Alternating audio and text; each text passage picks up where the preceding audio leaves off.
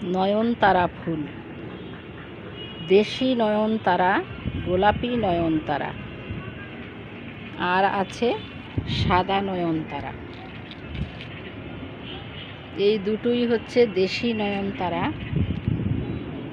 আসলে বিদেশি অনেক ফুলের ভিড়ে আলোচনায় কম এসে যায় এই নয়নতারা, অথচ শৈশব স্মৃতি জড়িয়ে আছে এই নয়নতারার সাথে। আমার আপা স্কুলে পড়াকালে এর বীজ নিয়ে এসেছিলেন। বীজগুলো ছোট ছোট কালো কালো। বলেছিলেন যে তেলাপোকার বর্জ্যের মতো মনে করে কেউ এই বীজগুলো ফেলে দিস না, এগুলো আমি লাগাবো, এগুলো সাবান ফুলের বীজ। তখন এটাকে বলতো ঢাকায় আমাদের এলাকায় নয়নতারা, সাবান ফুল।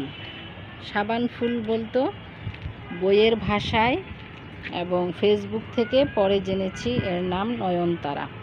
সেই আমাদের ছোটোবেলার সাবান ফুল হয়ে গেছে নয়নতারা। এখন অনেক ভ্যারাইটিস নয়নতারা আছে, কিন্তু দেশি ভ্যারাইটির এই নয়নতারাগুলো প্রচুর হয় এবং সহজেই গাছ হয়, সর্বংসহা।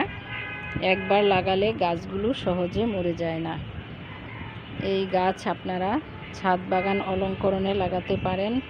বিশেষ করে বেলা শেষের দিকে, সন্ধ্যার দিকে হালকা আলো আঁধারিতে এই গাছগুলোর ফুলগুলো তারার মতো চেয়ে থাকে, এজন্য এর নাম নয়নতারা।